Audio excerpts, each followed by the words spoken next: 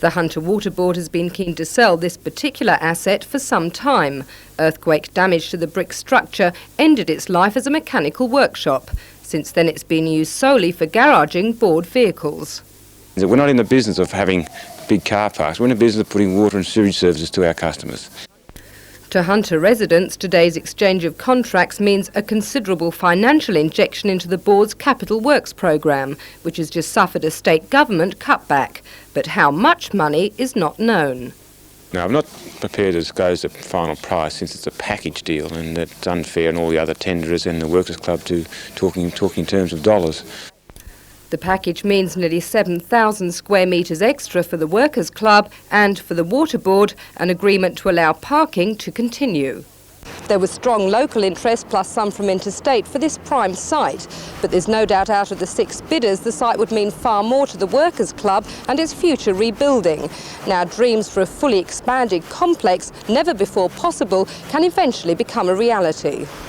We would want to be looking at facilities that best service the club in its longer term needs. Now, they could be almost anything. They could be conferencing centres, they could be motels, they could be additional sporting facilities. So taking the size of the land that we now have available to us, as I say, there's almost no limit to what we can plan for the future. The club is to be redeveloped in stages. The first development application goes before Newcastle City Council next month. This stage of the complex is due to open in December next year. Rebecca Skinner, NBN News.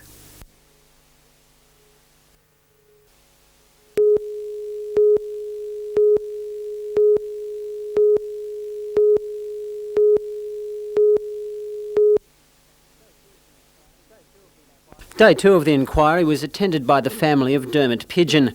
The parents of the other youth, Alexander Amy, were forced to return to Sydney by work commitments. The court heard evidence from 2 witnesses who were inmates at Endeavour House at the same time as the dead youths. One of the witnesses, whose name was suppressed, told the court he had spoken to Amy on the day of his death. When asked what he said, he replied, "He said, I'm going to neck myself." He told the court youth workers had heard the statement. The witness said, "We were sort of talking amongst ourselves, but they would have heard it." He said no one had taken Amy's threats seriously, but admitted he later heard the boys shout, "I swear on my mother's grave, I'll do it."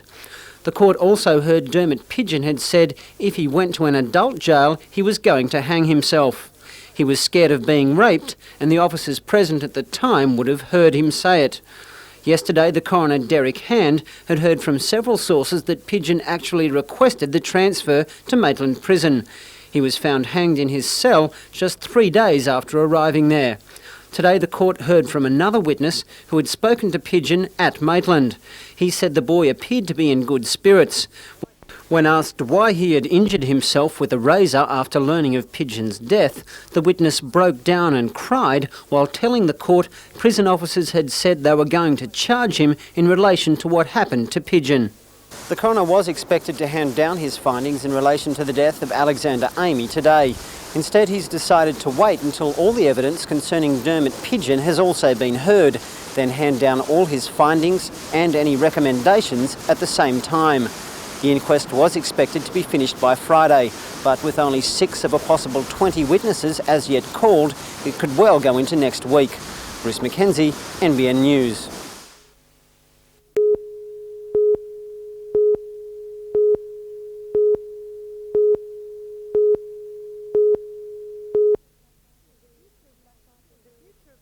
The future of Blackbutt Reserve is now assured after tonight's decision to establish a management plan for the park.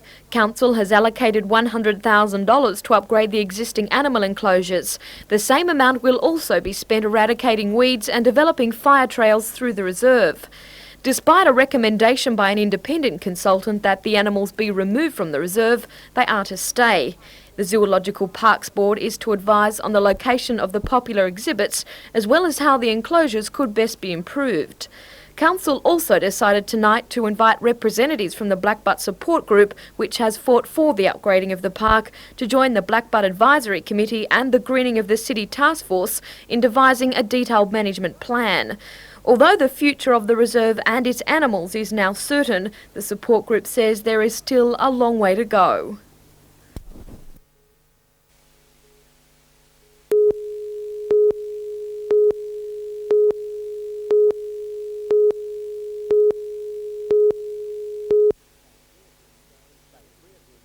Day 3 of the inquiry heard evidence from youth workers once employed at Endeavour House, but it was information supplied by government records that sparked the most heated debate.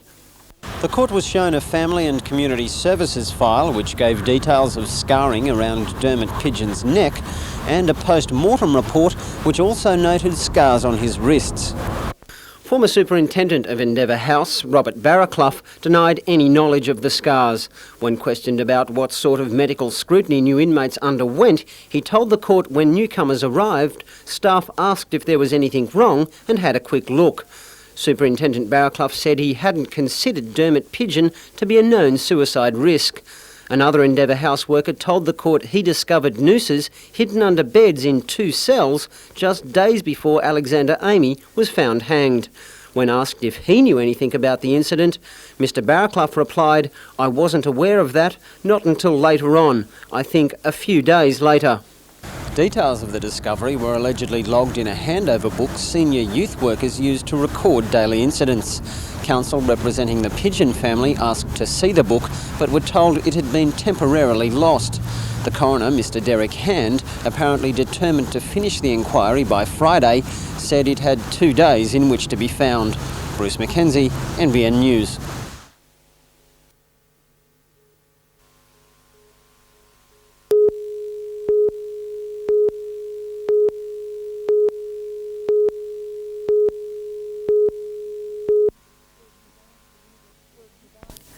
Works of art at the University of Newcastle have been scattered on walls in corridors and offices around the campus for years.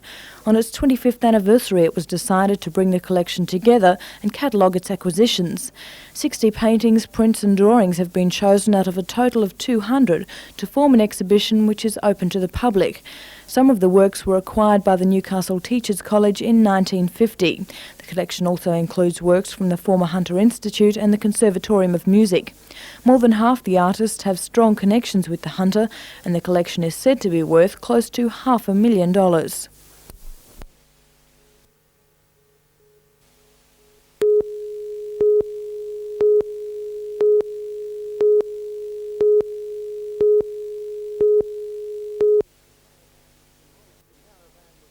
The Caravan was demolished in the pile-up just a few hundred metres north of the Tea Gardens turn-off. Police say a utility towing the Caravan was hit by an oncoming car travelling on the wrong side of the highway. The oncoming vehicle then slammed into the Caravan, scattering debris for hundreds of metres. A 67-year-old Tuncurry woman suffered serious head, chest and internal injuries. She was flown to the Royal Newcastle Hospital, where she remains tonight in a stable condition. 3 other people were injured. They were taken by ambulance to regional hospitals. This was the second crash in less than half an hour. Just a few kilometres north of the scene, another woman lost control of her car on roadworks. The vehicle hit loose gravel, rolled several times and landed on its roof. A 64-year-old woman from St Ives was taken to Bulahdelah Hospital. It's understood she wasn't seriously hurt.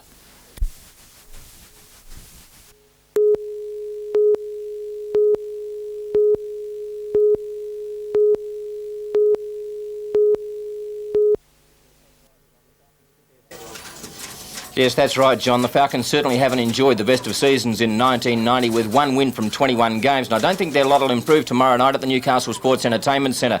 They take on the hotshot Brisbane Bullets side, and the Brisbane Bullets will bring with them the superstar of 1990, Derek Rucker. He's already had 12 Most Valuable Player awards in matches played so far this year, and I think the stadium will absolutely be jam-packed just to see this genius go around. And I'm certainly looking forward to seeing him play. But Coach Kemkhan really is a beleaguered man. He has got a young side that are just not firing at all. They've lost 19 on the trot, and I don't think, as I said, their lot will improve tomorrow night. But he's put down an ultimatum to his 2 imported stars, Greg Lazard and James Bullock. Fire up against the Brisbane Bullets or start to look elsewhere. I've spoken to both of them, and the fact of the matter is that when you've got 2 Americans, you want to see them perform to their maximum level at all times, and I don't think anything less than that is acceptable. You can have your occasional bad game like a Mark Davis, or anybody can have a bad game. But week in and week out, you want to see consistency from them, and you also want to see them with their heads held high, lifting the rest of the players.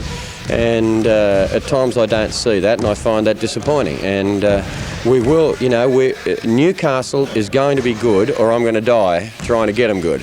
And we don't just owe fans here that have been loyal, but we owe everybody to be as competitive as we can. This is a proud team, and this is a heartbreaking season. And we're going to make that finals next year or else. We are going to make the finals next year. And the players that want to do it are going to have to do it, but they're going to have to do it by training twice a day, 2 hours a day, full-time sessions. Ken, not only the players training hard, you're training pretty hard yourself at the moment. Yeah. Obviously the intensity is trying to be lifted by the team. Well, I sort of feel that they know my physical conditioning, and I haven't done anything for several years, and I don't want to be doing this.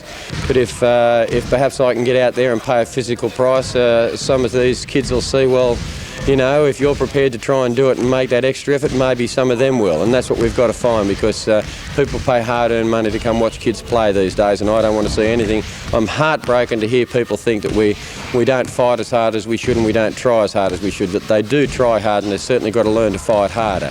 And there's no half measures, it's just hard work. And this is a blue-collar town, and we're going to work. We're going to work. So Coach Ken Cole feeling a little bit sympathetic towards his charges and also towards his coaching problems in season 1990. James Bullock's a little bit of a concern, because I really do think that James has had a very, very good season. When you have a look at his stats, he's averaging 27.5 points per game, and he's the leading rebounder in the league with 15.2 rebounds per game. And I'd find it hard to justify the fact that he may be cut at the end of the season, because I really do think he's one Falcon that really has put in for the full season, owing to the fact that he has had an ankle injury in the last 3 or 4 weeks. But let's hope the youngsters can charge up against the Bullets tomorrow night. It promises to be a great game, and let's hope that they can get up there and at least make a contest of it.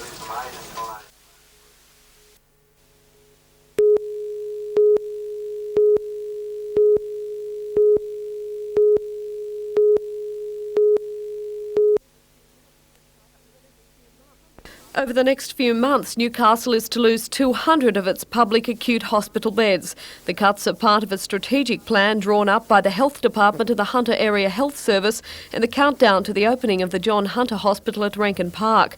By the time the state-of-the-art facility opens in January, the city will have 1,250 beds. Of that, 496 will be at the John Hunter, 150 at the Royal, 103 at Belmont, 100 at Rankin Park, and the remaining 400 divided between the Mater and Wallsend hospitals. Definitely the loser of that carve-up is the Royal. It will lose exactly half its current bed numbers, a grim outcome that prompted a special meeting between staff and management this morning. Workers claimed they had no warning of the bombshell. They'd anticipated the meeting would deal with the asbestos scare that rattled the hospital last week. This afternoon, a stunned union representative, Mark Bird, said employees were now concerned about their job future. He said Mr Batts had told them there would be positions available at the new John Hunter, but instead of simply being able to transfer there with the beds, they'd now have to apply for those vacancies. However, a spokesman for Health Minister Peter Collins has guaranteed no one will lose their job as a result of the shake-up. He said beds were now evaluated on patient turnover and not numbers. He said modern technology had assured shorter stays in hospitals, reducing the need for vast numbers of beds. The spokesman refused to consider the cutbacks were the result of a lack of funds. The plan is expected to be carried out gradually over the next few months as the various wards of the John Hunter are completed.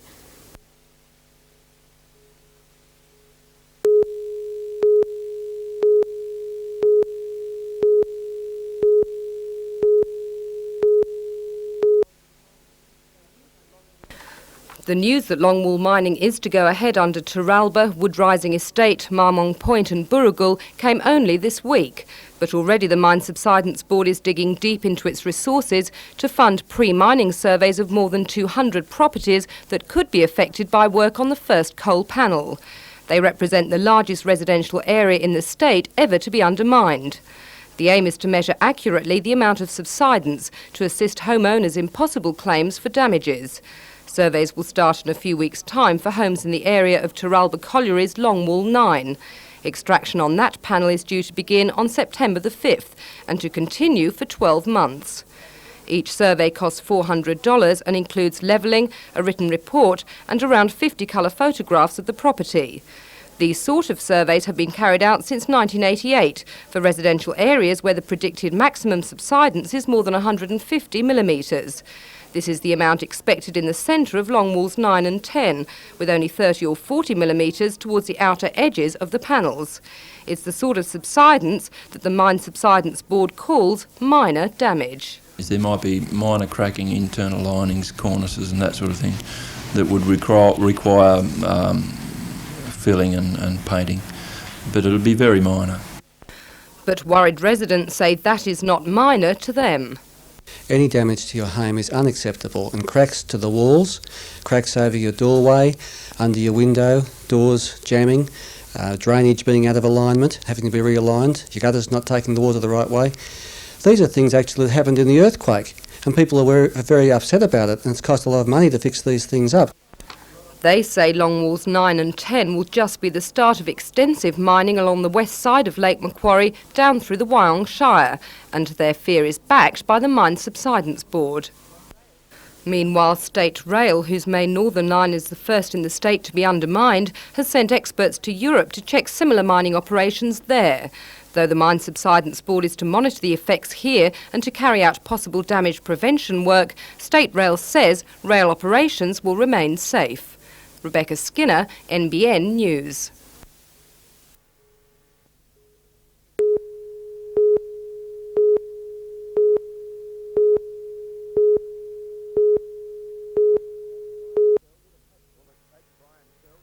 Bullets coach Brian Curl would have hoped for a much easier 300th game as a coach in the NBL, but it was to be a nightmare for the likeable Curl. Brisbane started well with Moore, and then Rucker and Sibley combining to grab an early lead. Falcons coach Ken Cole had put his two imports on notice, shape up or else, and shape up they did. Bullock superb close to the basket, or from outside the three-point line. Rucker and Andre Moore displayed some fine teamwork, and then the legend Leroy Loggins hit from outside.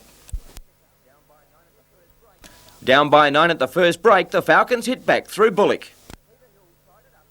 And Peter Hill tied it up at half-time. The second half was the Greg Lazard show. He could score and stop scoring. Robert Sibley fought hard for the Bullets.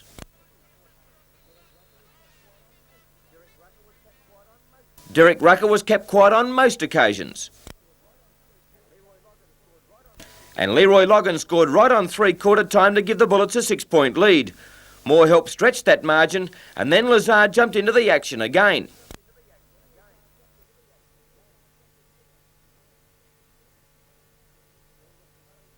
Curl looked a worried man as Bullock kept on piling up points. 3 minutes to go and the Falcons were still in the match.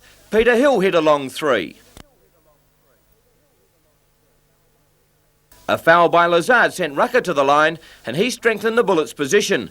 The Falcons weren't to be outdone, and Bullock scored his 42nd point.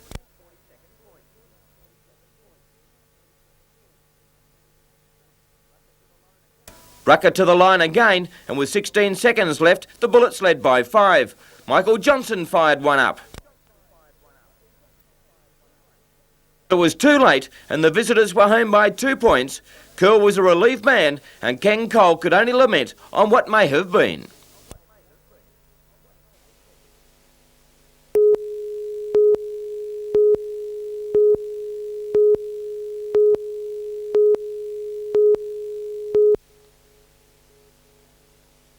At Delforce Nissan, the new king of the racing circuit was given a royal reception by his fans.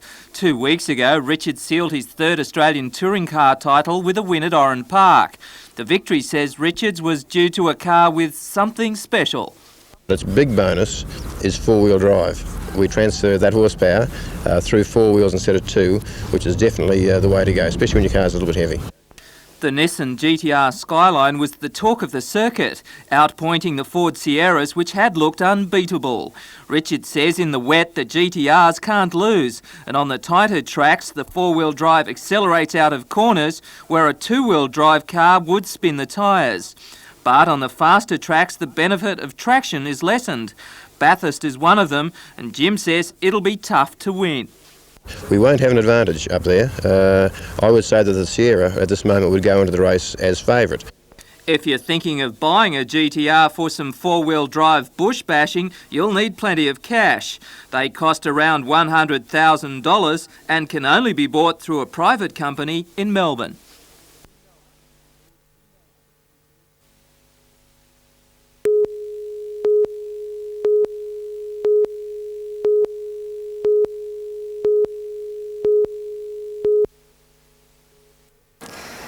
This construction site will, in early 1992, be a 120-bed addition to Gosford Hospital.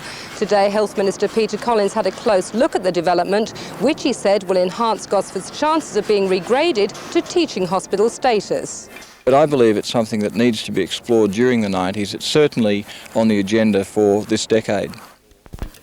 The clinical services block will include new operating theatres, a coronary care unit, intensive care and other specialist services. The Minister said Gosford Hospital is a redevelopment priority for his government. Part of that is the $1.2 million funding for this state-of-the-art CT scanner that will eventually be housed in the medical imaging department of the new wing.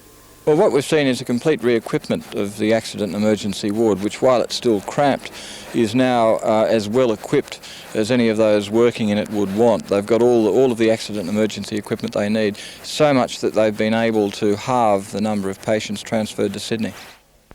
Also being upgraded is the hospital's access. This road has been bought from Gosford City Council, and this linkway will, in 3 months' time, replace the tractor-drawn trolley system that has ferried patients to different departments. Rebecca Skinner, NBN News.